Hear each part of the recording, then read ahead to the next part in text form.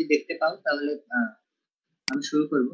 তো আজকে চ্যাপ্টার হলো ব্রেক ইভেন অ্যানালাইসিস। তো আজকে চ্যাপ্টার শুরু করার আগে আমি আগের দিনে কুইজ নিয়ে কিছু কথা বলবো। সেটা হলো আগের দিনে কুইজে আমার জাস্ট ইমার্জেন্সি সিচুয়েশন ছিল দেখে আমি তোমাদের বললাম যে 7টা এক্সাম নিব। তো সিআর আমাকে বললো যে তোমরা সবাই নাকি 3টায় দিতে যাচ্ছ। তো যথেষ্ট কষ্ট করে হলেও আমি এক্সামটা নিলাম। তো তারপরও আমি শুনলাম যে 4-5 জনের নাকি কুইজ মিস হলো। তো এটার আসলে কারণটা কি সিয়ার?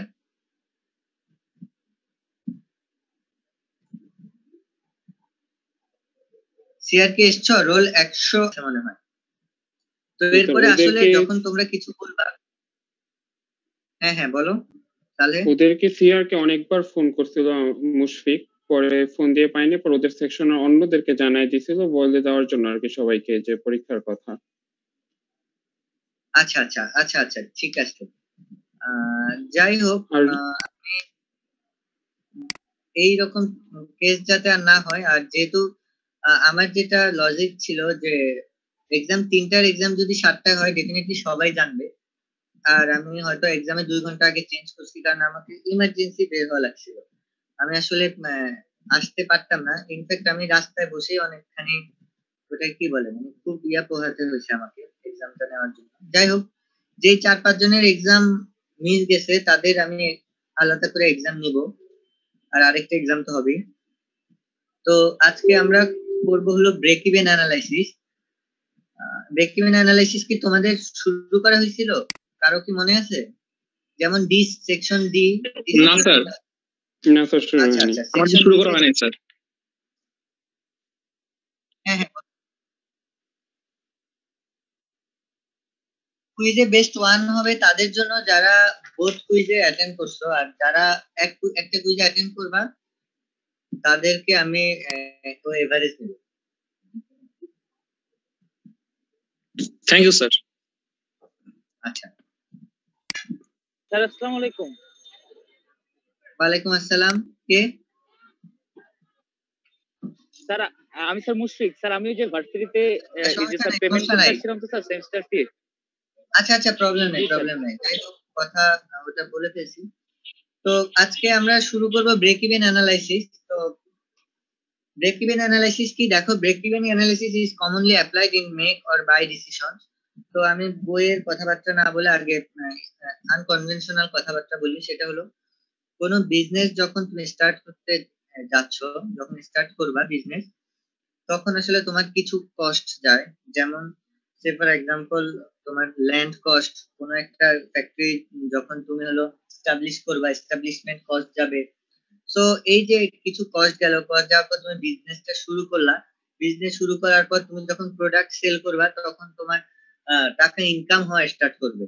কিন্তু দেখা যাচ্ছে কি যে প্রথমে যে কস্ট গুলো হচ্ছে বা যে খরচ গুলো হচ্ছে ওই খরচ গুলো তুলতে তুলতে আমার বেশ কিছু টাইম লাগে, তাই না? 1 বছর 2 বছর। তো বেশ কিছু টাইম লাগে। তো এই যে এই টাইম, একটা সার্টেন টাইম পরে দেখা যাচ্ছে যে এমন একটা পয়েন্টে চলে আসি যে পয়েন্টে আমার ওই যে আমি এই পর্যন্ত যে আমার কস্ট ইনকার্ড হলো অথবা আমার যে ইনভেস্টমেন্ট করা হলো ওই ইনভেস্টমেন্টটা উঠে আসে। একটা বিজনেস স্টার্ট আপের পরে ধরো 2 বছর 3 বছর বা 4 বছর পর্যন্ত সচরাচর বলা হয়ে থাকে যে আমি লসে আছি। এই ওয়ার্ডটা অনেক ফ্যামিলিয়ার ওয়ার্ড যে আমরা লসে আছি। তো 3-4 বছর পরে দেখা যাচ্ছে যে আমাদের সব ইনভেস্টমেন্টের টাকা মানে উঠে যায়। উঠে যাওয়ার পরে আমরা যা সেল করি তখন আমরা ট্রুলি লাভ করা স্টার্ট করি। এই যে যেই পয়েন্টে আমার ইনভেস্টমেন্টটা ফুল উঠে আসবে, দ্যাট মিনস যেই পয়েন্টটা বা যেই সংখ্যক ইউনিট আমি সেল করলে আমার কোনো প্রফিটও হবে না বা কোনো লস হবে না, ওই রকম একটা সিচুয়েশনে চলে আসি। ওই পয়েন্টটাকে আমরা বলবো ব্রেক ইভেন পয়েন্ট। আমার কথা সবাই বুঝতে পারছো? আমি যথেষ্ট এক্সপ্লেন করে বললাম, তারপর না বুঝলে আবার বলবো। সবাই বুঝছো? একজন বা দুজন, আমি আসলে সবার থেকে তো আসলে রেসপন্স জানাটা পসিবল না। একজন বা দুজন একটু রেসপন্স করো।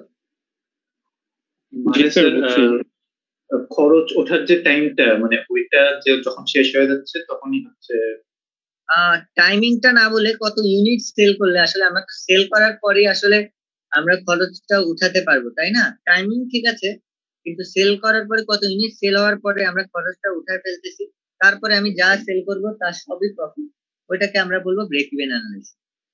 বুঝতে পারছো? আচ্ছা, তো কস্ট এস্টিমেশনে দেখো আমরা কিছু জিনিস বলা আছে যে আমরা যখন কোনো প্রোডাক্ট সেল করব তখন ওইটার প্রাইসটা কিভাবে হলো আমরা সেট করব, যে এটার যত কস্ট হলো সেটা প্লাস প্রফিট, কতটুকু প্রফিট আসতে চাচ্ছি, এই দুটো চিন্তা করে আমরা কস্ট এস্টিমেট করব। তো কস্ট এস্টিমেটের দুটো অপশন আছে দেখো, টপ ডাউন অ্যাপ্রোচ আর একটা হলো bottom up approach. Top down approach হলো হিস্টোরিক্যাল ডাটা থেকে যদি আমি কোনো প্রোডাক্টের কস্ট গুলো এস্টিমেট করি, ওটাকে আমরা বলবো top down approach. That means হলো ধরো আগে সিমিলার টাইপের প্রোডাক্ট সেল করা হতো, সিমিলার টাইপের প্রোডাক্ট, তো এখন হলো দেখা যাচ্ছে ওই সিমিলার টাইপের প্রোডাক্ট, সেম আর সিমিলারের মধ্যে তো ডিফারেন্স বুঝো, তাই না? তো এখন সিমিলার টাইপের প্রোডাক্ট তোমরা সেল করতে চাচ্ছ, তো আগে হিস্টোরিক্যাল ভ্যালু গুলো আমি কাজে লাগিয়ে যদি নতুন কোনো কস্ট এস্টিমেট করি, ওটাকে বলবো টপ ডাউন অ্যাপ্রোচ। তো এখানে আমরা কি কি করব, ইনফ্লেশন নিব, ইনফ্লেশন মানে জানো time value of money, energy consumption, wait, এই সব কিছু আমরা কনসিডার করবো, সাইজ।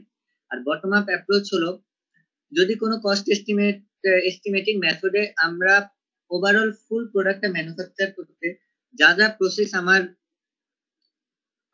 পার হওয়া লাগবে, সবগুলো আলাদা আলাদা ছোট ছোট করে আমরা যদি প্রত্যেকটাকে ছোট ছোট প্রজেক্ট হিসেবে কাউন্ট করে প্রত্যেকটার জন্য কত কস্ট লাগবে আমাদের, সেগুলো আলাদা আলাদা ক্যালকুলেশন করে লাস্টে ফাইনালি আমরা যদি একটা কস্ট পাই, তাহলে ওটাকে বলবো বটম আপ অ্যাপ্রোচ।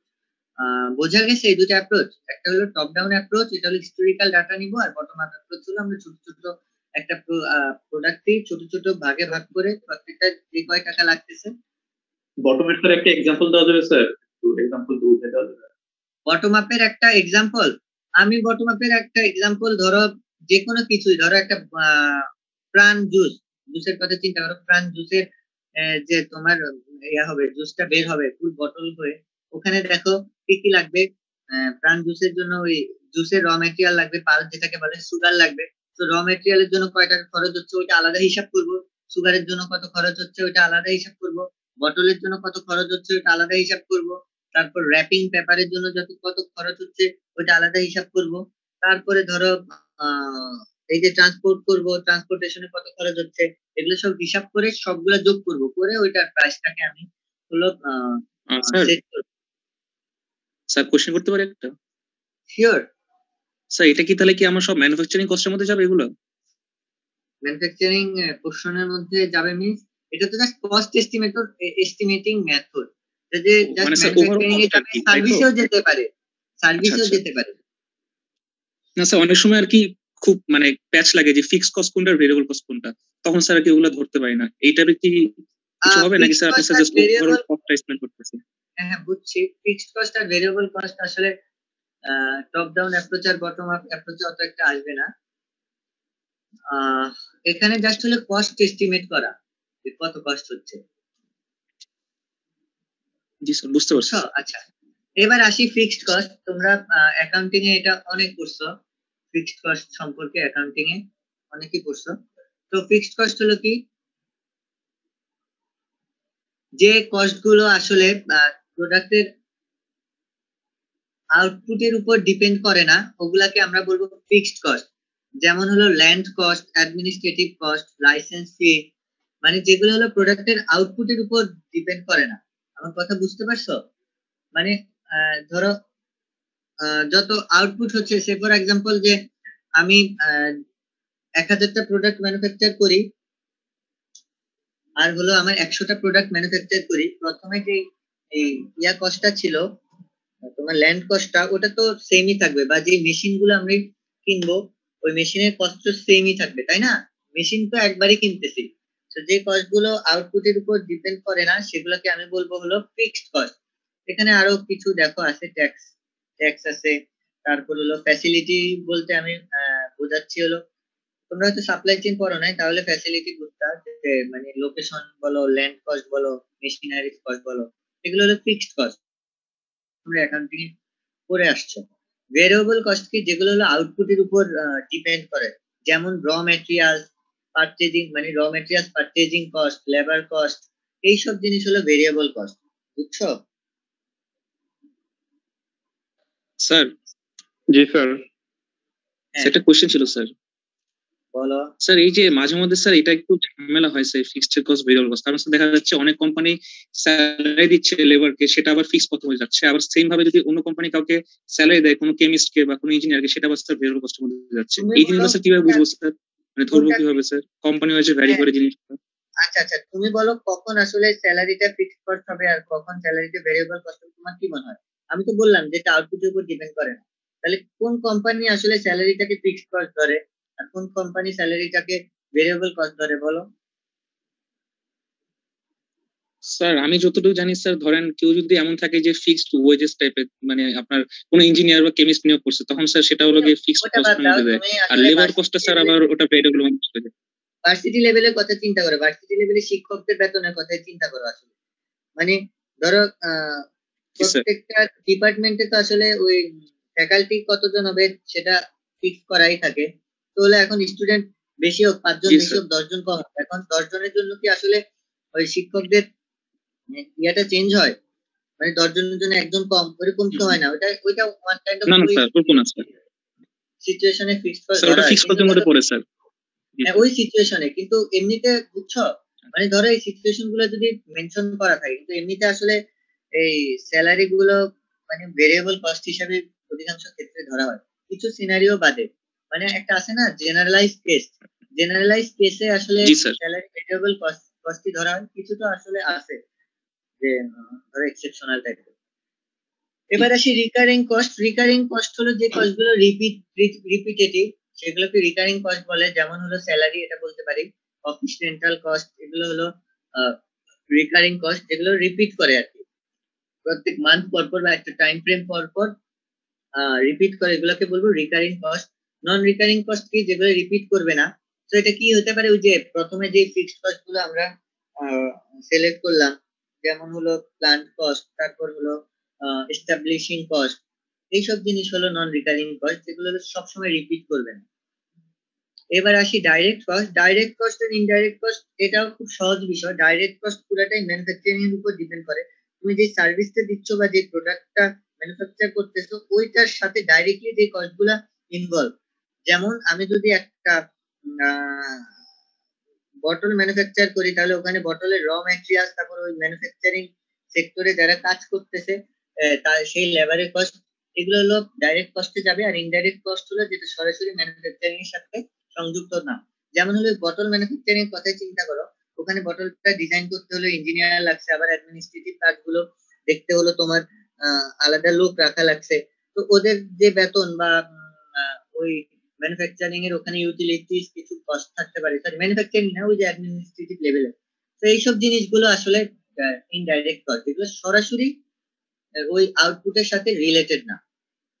এবার আসি ব্রেক ইভেন অ্যানালাইসিস। আমি একটু আগেই বলছিলাম যে ব্রেক ইভেন অ্যানালাইসিস কি, যে পয়েন্টে আসলে কোনো প্রফিট হয় না, কোনো তোমার লস হয় না, ওই পয়েন্টকে আমরা বলবো ব্রেক ইভেন অ্যানালাইসিস। তো আমার এই যে প্রফিট আর লস, প্রফিট কখন মনে করবো, প্রফিট কখন বের করতে পারবো, যখন হলো দেখো প্রফিট মানে হলো আমি একটা জিনিস সেল করতেছি বা যে রেভিনিউটা পাচ্ছি সেটার সাথে টোটাল কস্টকে মাইনাস করলে ওটাকে আমরা, ওখান থেকে আমি প্রফিটটা পাবো। যেমন একটা জিনিস ধরো বিক্রি করলাম 12 টাকায়, ওইটা আমার টোটাল কস্ট গেল 10 টাকা, তার মানে প্রফিট 2 টাকা। তো এই যে আমার টোটাল যে কস্টটা বের করবো, কস্ট দুই রকমের আছে, একটা ফিক্সড কস্ট, একটা ভেরিয়েবল কস্ট।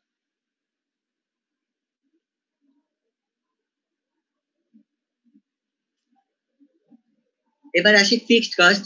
ফিক্সড কস্টকে এফসি দিয়ে ডিনোট করে, আর ভেরিয়েবল কস্টকে ডিনোট করে হলো ভিসি দিয়ে।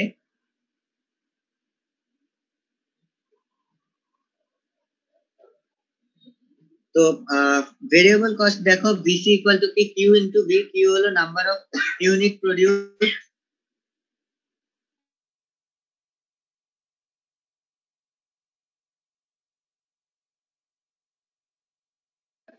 আর তোমার রেভিনিউ হলো number of unit produce into revenue per unit. মানে পার ইউনিট যে মানে পার কয় টাকা দিয়ে বিক্রি করতেছো এটাকে নাম্বার অফ ইউনিট দিয়ে গুণ করলে আমি টোটাল রেভিনিউ পাবো। তো এখান থেকে প্রফিট পাচ্ছি total revenue minus total cost. Total রেভিনিউতে তো আমরা জানি যে কিউ ইনটু আর হবে টোটাল রেভিনিউ, আর টোটাল কস্ট হলো কি fixed cost plus variable cost, আর variable cost Q into V. এখানে ইকুয়েশনটা খুবই সহজ, ইকুয়েশনটা বসিয়ে দিলেই আমি এখানে পেয়ে যাবো। তো এখান থেকে কিউ মানে হলো কোয়ান্টিটি, কতটুকু প্রডিউস করতেছি সেটা আমরা খুব ইজিলি পাবো কিভাবে, profit plus fixed cost divided by R minus V. তো এই যে প্রফিট দেখতে পাচ্ছ তোমরা,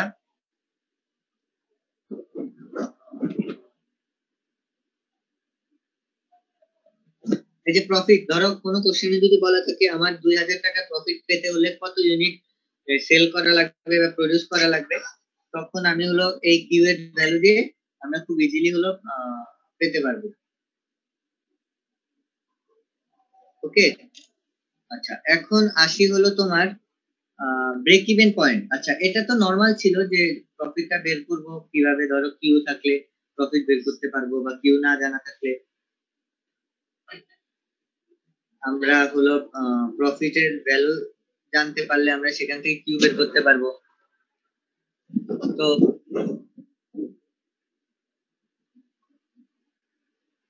এখন আসি ব্রেক ইভেন পয়েন্ট। আমি একটু আগেই বললাম যে ব্রেক ইভেন পয়েন্ট হলো এমন একটা পয়েন্ট যেখানে হলো আসলে আমার সব ইনভেস্টমেন্ট উঠে আসবে, দ্যাট মিনস সেই পয়েন্টে কোনো প্রফিট নাই, কোনো লসও নাই। দ্যাট মিনস হলো টোটাল কস্ট আর টোটাল রেভিনিউ যেই পয়েন্টে সমান আসবে সেই পয়েন্টকে আমরা বলবো ব্রেক ইভেন পয়েন্ট। তো দেখো এখানে একটা ফিগার দেখতে পাচ্ছ, এটা হলো কস্ট ভার্সেস ভলিউমের একটা ফিগার।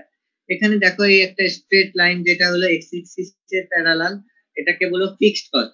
ফিক্সড কস্ট কেন প্যারালাল, দেখো এই ওয়াই এক্সিস কিন্তু কস্ট, এইটা প্যারালাল না মিন্স হলো যত ভলিউমে আমি প্রডিউস করি ফিক্সড কস্ট বাড়বে না। তো এটা আমি একটু আগেই মেনশন করলাম যে আসলে তোমার ফিক্সড কস্ট একবারই হয়, যেহেতু ফিক্সড কস্ট একবারই হয় যতই ভলিউম প্রডিউস করি আমার একবারই জায়গা জমি কিনা লাগবে। তো এই কারণে ফিক্সড কস্টটা এরকম প্যারালালি হয়। আর এখানে দেখো যে এই যে টোটাল কস্ট, এই টোটাল কস্টের কার্ভটা হলো এরকম, যে সিটি, এটা দেখো ফিক্সড কস্ট থেকে শুরু হয়েছে।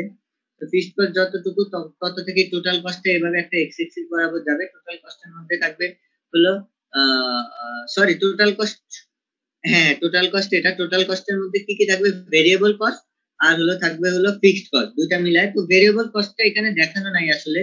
ভেরিয়েবল কস্টটা আমি একটু মনে করো যদি আমি খুব ইজিলি ড্র করতে পারবো, যদি তোমরা দেখতে পাও যে যেহেতু সিটি হলো টোটাল কস্ট, তাহলে ধরো ভেরিয়েবল কস্ট এমন কিছু একটা আসবে, ভিসি ভেরিয়েবল কস্ট এমন কিছু একটা আসবে ভিসি, অথবা ধরো এখান থেকে আমি যদি ক্লিয়ার করে ড্র করি নিচ থেকেও আসতে পারে।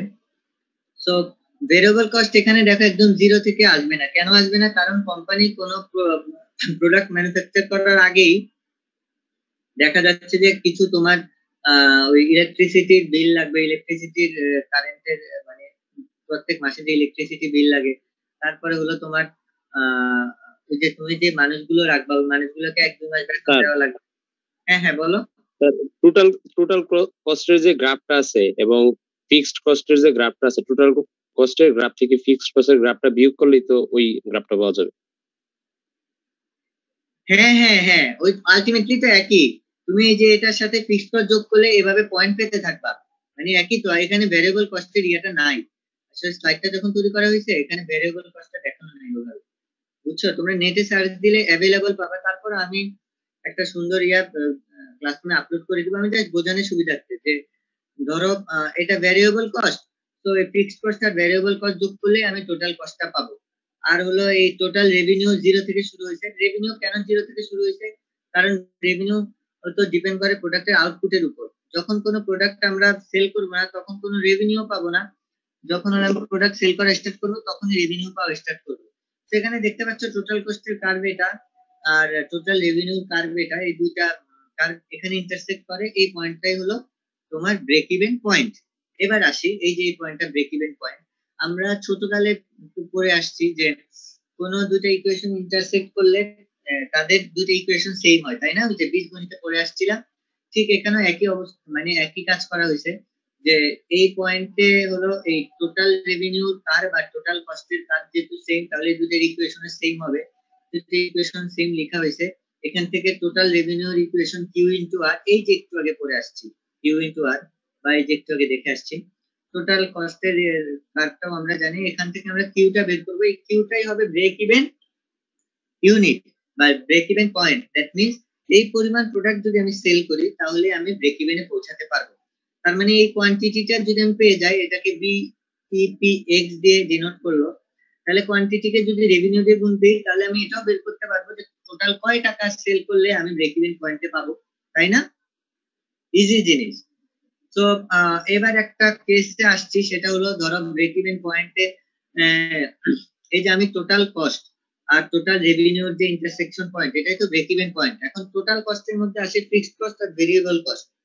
ফিক্সড কস্ট তো চেঞ্জ করা যাবে না, তার মানে ভেরিয়েবল কস্ট যত কমাতে পারবো তত আমি ব্রেক ইভেন পয়েন্ট আমার তত লোয়ার আসবে। ব্রেক ইভেন পয়েন্ট তত লোয়ার আসা মিন্স হলো কম প্রোডাক্ট আমি সেল করে আমি খুব তাড়াতাড়ি পৌঁছাতে পারবো। এখন কিভাবে ভেরিয়েবল কস্ট কম আসতে পারে? ধরো কোনো স্যার লেবার, হ্যাঁ হ্যাঁ বলো। স্যার একটা কোশ্চেন করতে পারি স্যার? Sure. স্যার ওই যে আপনি যে বললেন ব্রেক ইভেন পয়েন্টের কথা, তো স্যার এই আমার পয়েন্টটা তো ভ্যারি করতেছে আমার টোটাল ইনভেস্টমেন্টের উপর, তাই না? যে আমার যদি ইনভেস্টমেন্ট একটা থাকে তার উপরে ডিপেন্ড করে যে প্রফিট আসবে কি আসবে না। তো স্যার এখন Total- হলো কি যদি, জি হ্যাঁ স্যার, হ্যাঁ বলো। তো স্যার আমার যদি এমন হয় যে, তাহলে কি এমন হতে পারে, আপনি যদি উবারের কথা বলি, ওরা কিন্তু স্যার এখনো ব্রেক ইভেন পয়েন্টে পৌঁছায় না আমি যতদূর জানি। তো স্যার তাহলে কি জিনিসটা কার্ভটা উবারের জন্য এমন হবে যে একদম লাস্ট মোমেন্টে গিয়ে তা তো মিলবে না, ওদের তো ব্রেক ইভেন পয়েন্টই নাই, তাহলে তাদের কি তাহলে স্যার এই পুরো এরিয়াটা কি লস তাহলে তাদের, মানে আপনি যেটাকে লসকেই না না, মিনিট তারা করতেছেন? তো এখন এই এরিয়ায় আছে, মনে করো এই যে এরিয়া আছে, এই লসের এরিয়া আছে। ধরো তাদের ব্রেক ইভেন পয়েন্ট এটা, কিন্তু হলো তাদের ব্রেক ইভেন পয়েন্টটা এখনো সে পৌঁছায় নাই, বুঝছো? তাহলে কি স্যার তারা মানে এখনো লস এরিয়ার মধ্যে আছে, তাই তো? এমন কিছু? তারা লসে আছে। Thank you sir. হ্যাঁ।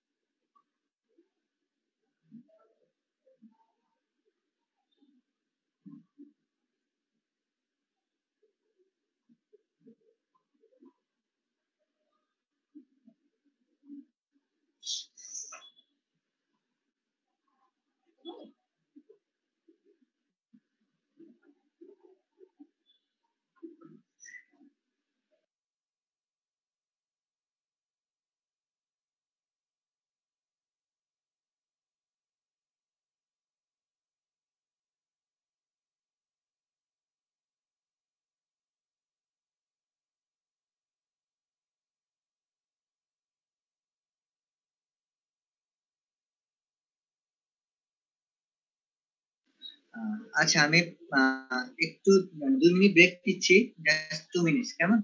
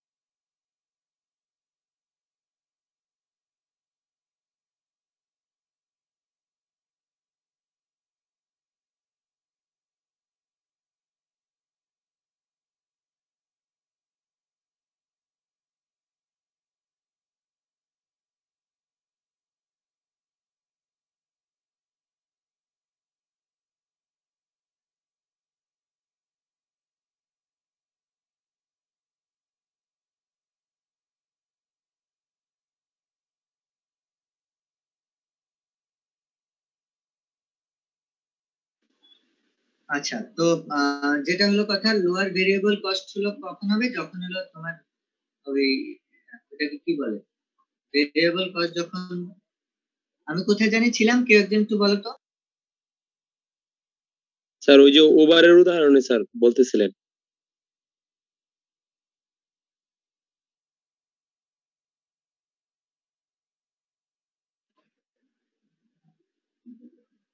আচ্ছা, তা যেটা কথা হলো, হ্যাঁ আমার যখন হলো লেবার কস্টটা কমাতে পারবো, তখন আমি কম ইউনিট প্রডিউস করে তারপর হলো আমি ব্রেক ইভেনে পৌঁছাবো।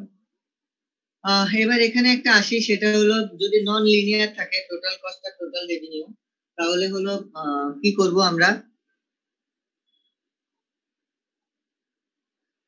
নন লিনিয়ার হলে দেখতে পাচ্ছ যে দেখো, টোটাল রেভিনিউ আর টোটাল কস্ট দুটার জন্য আমার দুইটা পয়েন্ট আসতেছে, তাই না, ব্রেক ইভেন পয়েন্ট। তো এখানে কি করব, এই এই ক্ষেত্রে যে আমার দেখতে হবে যে এই যে রেভিনিউ কার বা টোটাল কস্টের কার কোন পয়েন্টে আসলে, টোটাল কস্ট আর রেভিনিউর কার কোন পয়েন্টে আমার সবচেয়ে ডিফারেন্সটা বেশি থাকে। মানে ডিফারেন্সটা বেশি থাকে মানে বুঝতে পারছো নাকি বুঝো নাই, আমি যদি একটু দেখাই ডিফারেন্সটা, মানে দেখো এই যে এখান থেকে এখানে ডিফারেন্সটা দেখো কতটুকু ডিফারেন্স। এই যে এখানে যে ডিস্টেন্সটা, তার থেকে এটা ডিস্টেন্স ডেফিনেটলি অনেক কম, তাই না? বুঝতে পারতেছো তো নাকি বুঝতেছো না? হ্যালো? বুঝতেছি স্যার। হ্যাঁ, তো এই ক্ষেত্রে আসলে তোমার কখন ইয়া করে,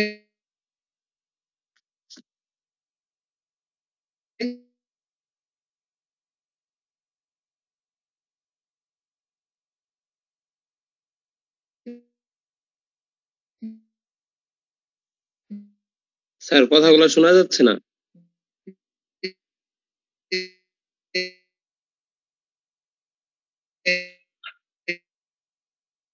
কথা কেটে কেটে আসছে স্যার।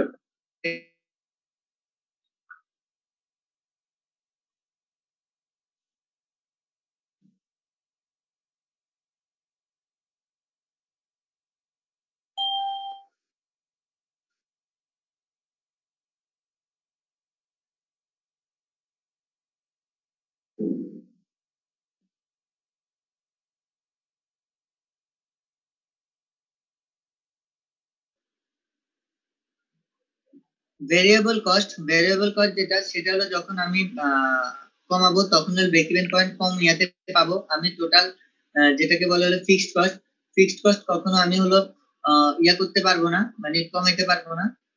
আর আরেকটা হলো কি, আরেকটা হলো তোমার যখন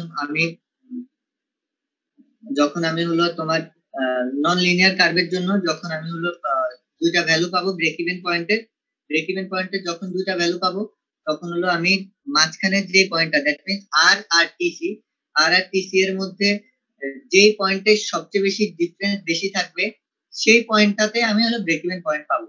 তো আমরা নন লিনিয়ারের জন্য দেখবো না, এখন নন লিনিয়ারের প্রবলেম গুলো অনেক কমপ্লেক্স হয়, এটা আমরা এখন হলো লিনিয়ারের জন্যই আসলে মেনলি দেখবো। বুঝতে পারছো? আমরা এখন কিসের জন্য দেখব, আমরা এখন লিনিয়ারের জন্যই হলো মেনলি দেখবো। এখন আসি হলো একটা কোশ্চেন, যেটা হলো ব্রেক ইভেন অ্যানালাইসিস এর জন্য। এই যে একটু আগে আমরা করলাম যে এই যে ব্রেক ইভেন অ্যানালাইসিস এর যে দুটা ফর্মুলা করলাম সহজ সহজ, BPX that means quantity, break even quantity, সেটা হলো FC divided by R minus B একটা, আরেকটা হলো ব্রেক ইভেন সেল, কতটুকু আমার হলো সেল করতে পারবো। তো এই দুইটা ফর্মুলা দিয়ে আমরা খুব ইজিলি এই এই চ্যাপ্টারের ম্যাথ গুলো করতে পারবো। তো প্রথম ম্যাথটা একটু তোমাদের আমি টাইম দিচ্ছি 1 মিনিট, জাস্ট কোশ্চেনটা একটু করো, প্রথম ম্যাথসের যে কি কি দেওয়া আছে। তারপর আমি নেক্সট স্লাইডে গেলে তোমরা জাস্ট মিলিয়ে দেখবা যে তোমরা যে কোশ্চেনটা করছো, যে তোমরা যেটা ভেবে রাখছো যে এই পয়েন্ট এটা হবে, এই পয়েন্ট এটা হবে, এটা আসলে হচ্ছে কিনা। আমার কথা বুঝছো? সবাই বুঝছো?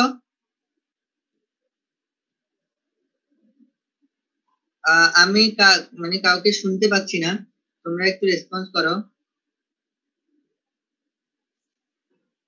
হ্যাঁ স্যার, হ্যালো? বুঝতে পারছি স্যার। হ্যাঁ, আচ্ছা, কোশ্চেনটা জাস্ট করো।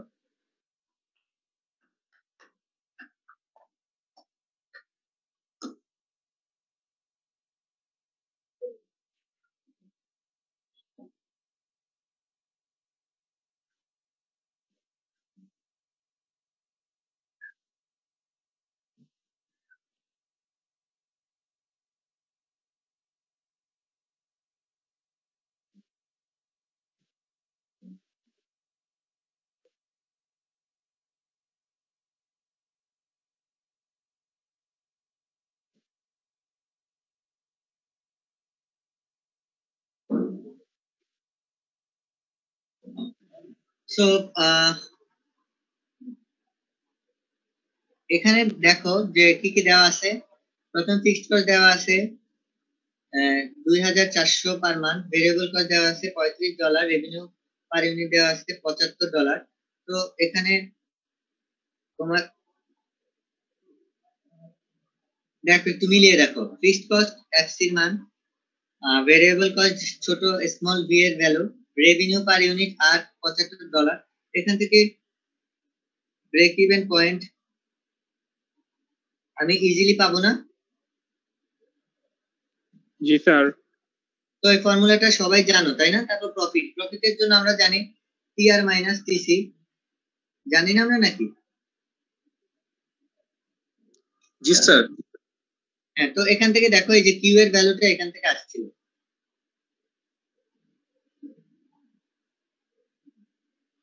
কিউ এর ভ্যালু দেখতে পাচ্ছ, এই যে প্রথমে ছিল $60, $60 পরে দেখো এখানে সিগনিফিকেন্টলি ইকোনমিক্যালি ইমপ্রুভ করার কারণে এটা হলো ইনক্রিজ করে হয়েছে $72। এই $72টাই কিন্তু পরে হলো ইউজ করা হয়েছে, বুঝছো?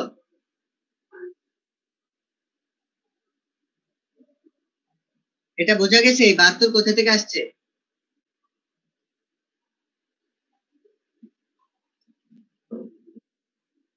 জি স্যার, এটা হচ্ছে ইনক্রিজ হওয়ার পরে যেটা সর্বোচ্চ প্রোডাকশন আমার।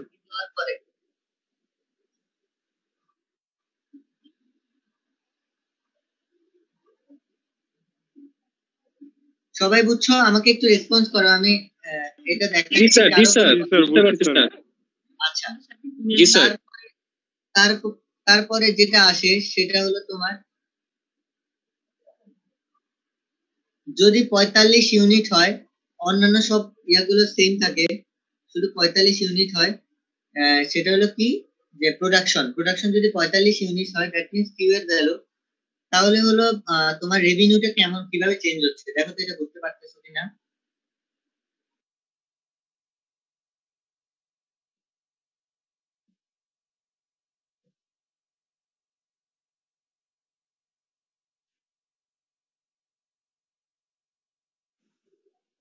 জি স্যার, বুঝছি।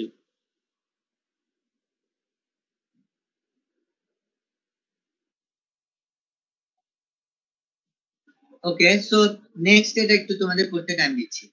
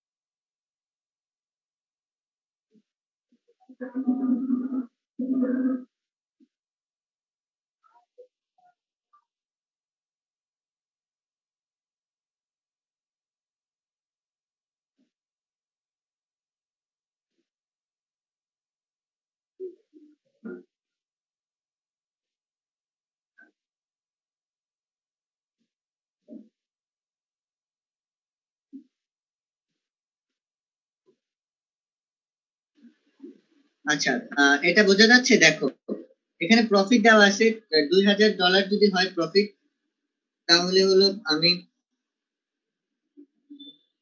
কত ইউনিট প্রডিউস করতে হবে 2000 প্রফিট হতে হলে। তো এটাও আসলে খুব ইজিলি পেয়ে যাচ্ছে।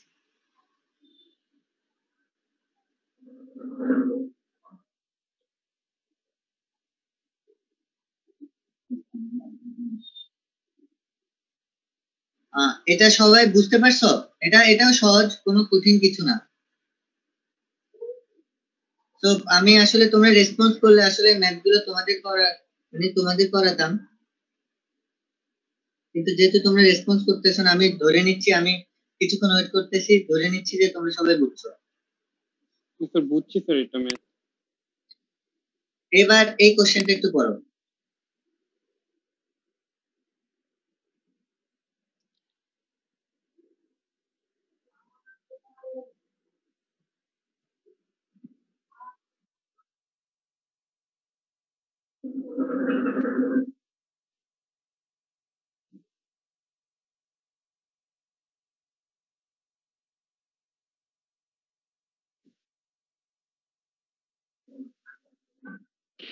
স্যার এখানে কি স্যার ওই যে 3000 ক্রস করার পর প্রতিটা রেডিওর প্রাইস কি $10 করে হবে নাকি এর আগের থেকেই হবে?